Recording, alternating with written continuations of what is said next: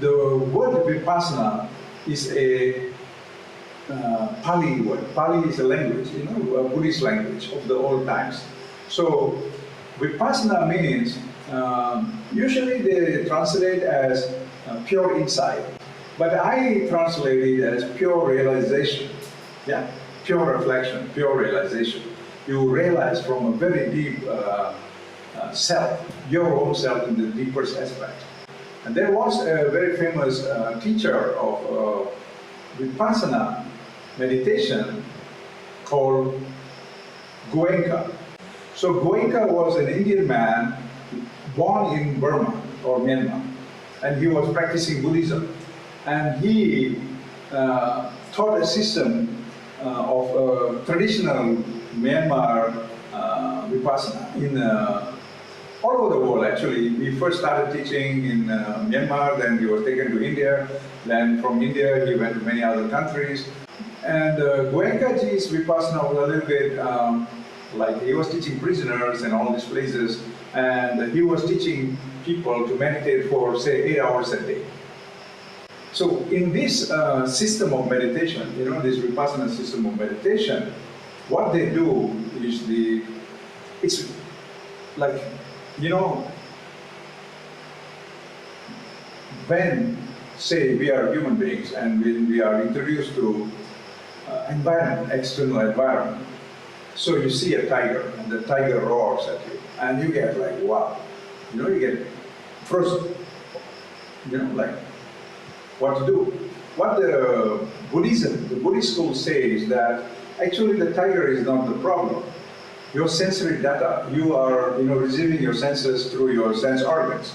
And this data is how you are reading things in your mind. And this reading of these data, you know, are actually the problem, not the tiger. Do you understand what I'm trying to say? So what they do is they try to make friends with the idea of the tiger. Do you understand what I'm trying to say? So, you know, you say you have a negative experience. What these Buddhist schools are saying is that this negative experience is actually not negative. It's actually how we read the situation. Yeah? Sometimes we read it, some people read it okay, some people read it negatively. So these interpretations of data that is coming in, you know, the experience that is interpreted, you know, that is the one, according to these Buddhist schools, are giving you the internal imbalances, the fear, you know, all this kind of stuff.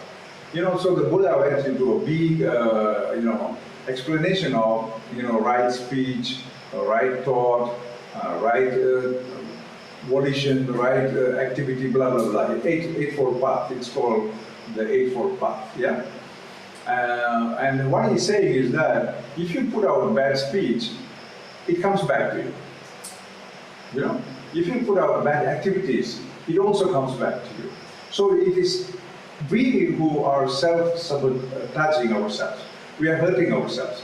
So he was saying, like, don't do these things, you know, do nice things, say nice things, smile, think positive, you know, so that only you live in a very positive environment, you know.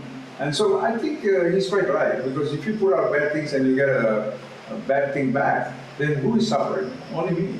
You know, I'm the one who went and shouted at the taxi driver and he got upset, and then it was like an unpleasant situation. So to avoid this, the Buddha was saying, is very important, because otherwise you're affecting not only the social aspect, but you're also affecting your own psychology.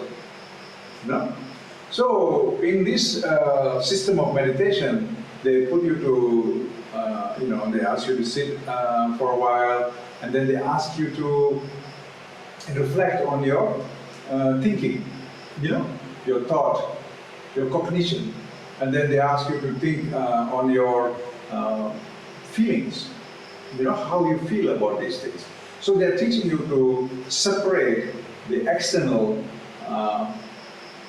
from your internal, and especially your internal. They want you to be a master of your internal self, because they're saying the sensory data that you are remembering becomes your memory, and the memory is your interpretation of your experience. You understand what I'm trying to say?